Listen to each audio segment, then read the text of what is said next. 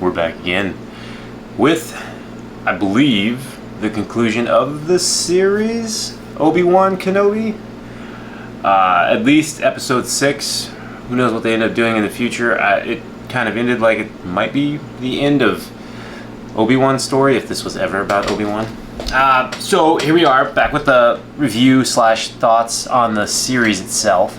I'm definitely going to try and keep this relatively brief, as most of my previous reviews of the episodes have not been brief. They've been turned into more rants about different things. So I'm not going to revisit a lot of the things that really agitated me. Because honestly, there were some positive things in this one that were pretty cool that we'll talk about. But let's just get into it real quick. So clearly there will be spoilers as we talk about this, because you kind of have to, in my opinion, about this one, especially when you're talking about the overall impact of the show. And this one picks up, or this one picked up. This one picked up after they were, oh yeah, okay. As I recall things and get a little more agitated, I'm not going to. So picks up after they escaped the planet where Obi-Wan had kind of been, well, they'd all been captured and cornered by Darth Vader and Reva. And Reva got attacked, stabbed, stuff. We figured out who she was, like we already didn't know that. Okay, so it picks back up. A couple of things that I did actually like immediately were the fact that when they used the ship to get off the planet, they did have an Imperial Star Cruiser or whatever Vader came in on. The gigantic battleship thing that he came in on was still just floating in space, that they were just trying to get off planet. And in the last episode, even I don't think I even said in the review, and in my head I was like, you're just shooting out into space where there's a gigantic thing with massive cannons. Luckily, they did address that, and the fact that this starts basically with Obi-Wan and Leia and everybody else in the getaway ship being pursued by the Empire and being shot at. Luckily for them, the shots and whoever is shooting from the cruiser, the Star Cruiser, or Destroyer, whatever it is as bad a shot as the stormtroopers. So obviously nothing's happening. They're getting hit. There's dialogue going through. They're trying to figure out what's going to happen. The shields aren't there. They got to jump into warp, but they can't get that fixed in time, and blah blah blah. And Obi-Wan's plan is, I'm gonna divert. I'm gonna go this way, and then I'm gonna draw Darth Vader away, and you guys can escape.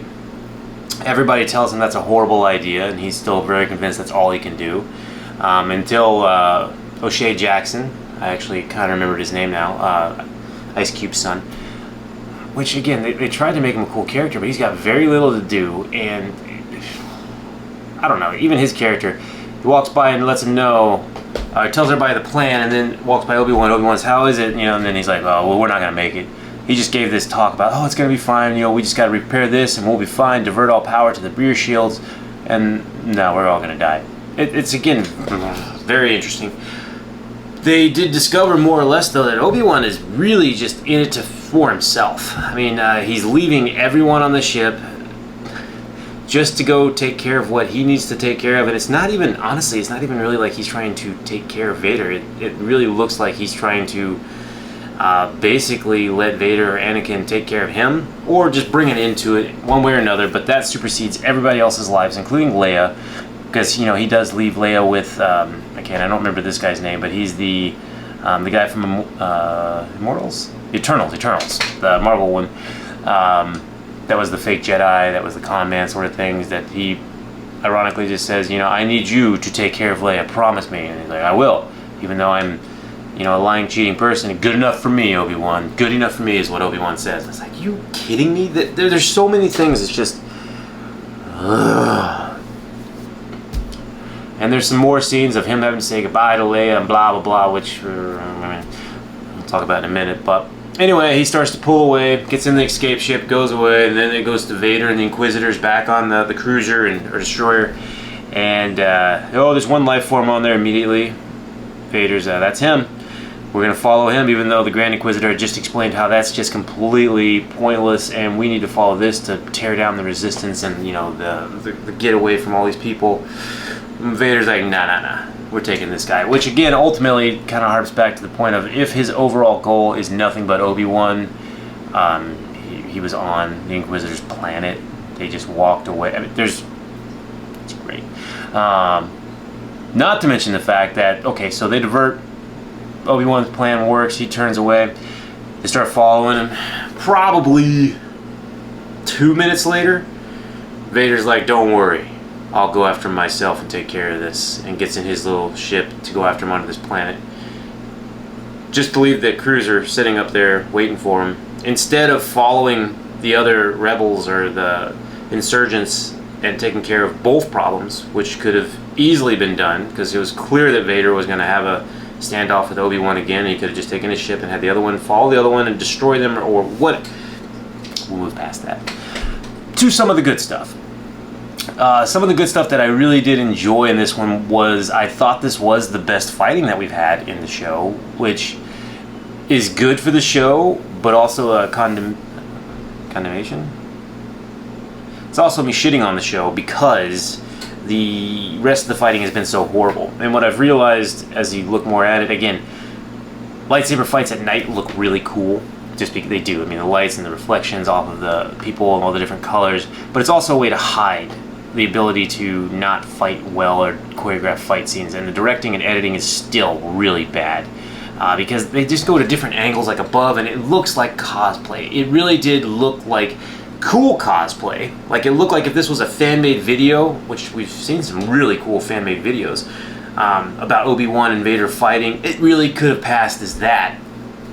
Something that actually comes from Disney and Star Wars. I don't know that I would say that that's a accepting thing. Anyway, they fight a bit. Vader's still whooping the shit out of Obi-Wan. Obi-Wan's getting some of his powers back. You know, he's doing a little bit here, a little bit there, holding his own a little bit, but clearly Vader could have killed him at any point. He just decides not to. Then he does end up burying Obi-Wan, which, you know, Obi-Wan's not dead. I actually thought that at this point what they were really looking for was an amicable way that they would fight and then leave, you know, thinking one person was dead, something like that, and then they go off into the universe and then just find each other again 10 years down the line when A New Hope comes around. So I figured, yeah, okay, yes, we know Obi-Wan's protecting himself by the Force, so he's not being crushed.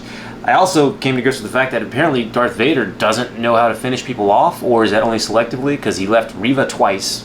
Left Vader there, or not Vader, Obi-Wan, just for them to come back and bite him in the ass again and again and again, but he doesn't learn that lesson, or he didn't want to. I guess you could debate. I don't think this show's writing is as in-depth as that, or even thinking about continuity of the character, honestly, from the Star Wars movies. After that, Obi-Wan comes back, and he's a new Obi-Wan. Actually, he's an Obi-Wan that seems more powerful in the Force than I recall seeing in the shows or the Star Wars universe at all. It was pretty cool. Him being able to utilize like all the rocks, and he went a little, what was that, almost like, I don't know if that was Doctor Strange or who, but you know, using the Force powers to throw things and kind of beat down Darth Vader. And very quickly he just is able to take down Darth Vader, which is interesting. Some of the coolest stuff though is when he does cut his mask open, actual being able to see Anakin and hear Anakin or Hayden Christensen in between Darth Vader. That stuff was really cool. Like I say, Hayden Christensen and Ewan McGregor, I think they both did as good a job as they could with what they're given, and that scene specifically was pretty solid. We've seen it before where Vader had his mask cut open. If it was Ahsoka Tano, I believe, and then if you know, the video games, I believe Starkiller may have done it, a couple others, but it was very cool to see live action for the first time, and it looked good. The fight was just very seemingly underwhelming, and again, apparently I didn't know he just actually beat Vader there too. I was unaware that, again, I know they're making new canon as it goes, but this is going to be a hard sell for me as far as then, you know, they talk about it where, you know, apparently Obi-Wan was really guilt over the fact of what he did to his apprentice and friend. When he didn't do anything to his apprentice and friend, his friend turned to the dark side. I mean, and even Anakin / Obi-Wan had to tell him that, you know, you didn't kill him, I killed Anakin, which was good. It closed the gate for, I guess, Obi-Wan, except then he just walks away. So he leaves on the table the ability to finish someone that is going to kill so many people down the line. So that's, I mean, I know he can't actually do anything about it because there's already a show of what happens, but yeah, okay, kind of weak. Okay. That was the semi-cool stuff about what was happening there. Again, I didn't necessarily see how that's going to end up But the shit part was that is interwoven with this shit story of Reva going to hunt down Luke Skywalker, based off of a little bit of a recording that she got, and she figures it all out and finds him, and is completely fine after being stabbed through with a lightsaber, other than maybe walking like this and walking with a little limp. Walking with a limp, but then can still do everything else and run and chase people. Okay, so she's apparently okay. She goes to Tatooine and she's looking for Luke. I think she's looking just for vengeance. It wasn't clear if she actually knows who Luke is or just knows that Obi-Wan's protecting him, so maybe she's looking for vengeance in that manner. Whatever, maybe. She's after Obi-Wan and Owen and Luke's aunt that's raising him. You know, they have to protect and stuff, and they're very gung-ho about it, especially the one that's raising Luke, the mother, aunt, whatever her name is. She seems very militant all of a sudden, which is very interesting. The crap part is that story is super interwoven with the Vader Obi-Wan stuff that I was really here for. So you get to see the cool fight, as cool as it's going to be fight, and you know, you get to a cool thing, and then, you know, some Force stuff happens, and then cuts to Reva, like walking in the desert looking for Luke or whatever's happening, and it's such a bad story. I really don't know why she was even in this, or what, unless they want to add another character and then they want to start another show based off of that. The problem is you created a crappy character. Someone that's completely unredeemable, not intimidating. You don't know their motives are. They're very inconsistent motives. And you're trying to make them, I want to say you're trying to make them redeemable in this, of course, because at the end, she does corner Luke and she could kill him, but she's flashing back to Anakin doing that to her, and she's like, oh no, I'm not going to become him, even though the show has spent the entirety of the story, more or less, showing how she's just as bad. I've done all of this. I've killed these people. I've hunted down all these Force users for years and 10 years. She's been doing this stuff. But now she has a change of heart. Convenient. As well, she brings it back. I had in my head, it was going to go a couple of ways. Either Obi-Wan was going to make it back, save the day, and end Reva. That was kind of the one I was going for, because at this point, to me, she's irredeemable. She's done too much stuff. Yes, she had a crappy upbringing. Guess what? So have a lot of people. They don't turn to the dark side and murder people. I mean, they do, and that's kind of, you know, Anakin and others, but you can't just, I saved this one, so now I'm going to be better. So they were either going to have Obi-Wan make it back in time, which, another logic thing. He gets in his little ship pod to get away from Vader. All of a sudden, he has warp speed and can just get anywhere he needs to be. He gets to Tatooine. Is it Tatooine where he has? Or wherever Luke is, instantly, and is almost there, you know, in time to save them. I don't know why people couldn't have gotten on that ship and warp drived away from Vader and the Imperials, even though their warp was... We'll get past that. So, they get back there, and, you know, she makes the right choice, and she's, am I as bad as him? And Obi-Wan's, no, now it's up to you. You can do what you... Please tell me they're not setting up a Reva show. Because if that's the case... that's the only fathomable case... I almost said that word right. Fathomable reason why that she's even in this story. Otherwise, it was pointless. Most of the show is actually pointless now that I'm thinking about it. But overarching thoughts. This was probably one of the better episodes, just because it actually kind of had most of what I was hoping for in parts. With the Vader Obi-Wan stuff, everything else could have been lit on fire, and this could have been probably a 20-minute episode, and I'd have been pretty happy. But then you have to tack in the other stuff, and generally speaking, it's okay. So, overarching thoughts of the show, and if you've watched these, you do know that I've been a little harsh on them And that's because I was actually legitimately happy and excited to watch these. I have not been watching a lot of the Star Wars stuff that comes out more recently because it hasn't grabbed me and hasn't really got my attention, except Mandalorian. I did Mandalorian 1 and 2. Those seasons were awesome. I missed the Boba Fett one because I was not super interested in that. I was more interested in Mandalorian. But, you know, other things came out, whatever happens. And then, you know, word of Obi-Wan came out. I was like, yo, man, they got these people back. As bad as the prequels were, there was some really cool stuff that came out with them. The characters, the fights were awesome. And as bad as the dialogue is traditionally in Star Wars, and especially the prequels, I do dig the story, the overarching lore, and everything about the Star Wars world. I think it's really cool. That's why I'm very upset with the show, because I think it more or less... The one thing I didn't want it to do was detract from Obi-Wan and Vader. Obi-Wan's never been my favorite. Ewan McGregor made him a lot more likable and more towards one of my favorites from the prequels. Vader's been one of my favorites because he's Vader. Prequels also actually did build more for me. I appreciated the Anakin story. I mean, there was, again, a lot of bad dialogue, some interesting choices, and some very meme-worthy things. But generally speaking, a sympathetic villain, how Vader was created, his story is very interesting to me. This detracted from that. So I like them both less based off of this show. And it's really because I don't think the writers thought through what they were doing or what they wanted to do, because nothing really happened. I mean, I don't know that anything had to happen, because you're just filling a gap of 20 years or so. But you could have done some pretty cool stuff. But they really chose, again, it seemed like they just jammed two shows. That they were trying to make an Inquisitor show and then trying to make Obi-Wan, and they just put them together, and I just don't like it. I just didn't appreciate it. The logic behind the shows, as far as just the logistics of being able to get up and go, move and chase, and we're going to do this, and then the timing of, oh, I'm helping you from the roof, and then all of a sudden I'm walking. The logical things in the show were just out the window. Granted, you might say it's Star Wars. Logic isn't the most important thing. Sure. But for me, it's kind of important. And it is important in a lot of other shows that are still very fantasy and or sci-fi. They can do the little things like actually think about how long it takes for somebody to walk down some stairs.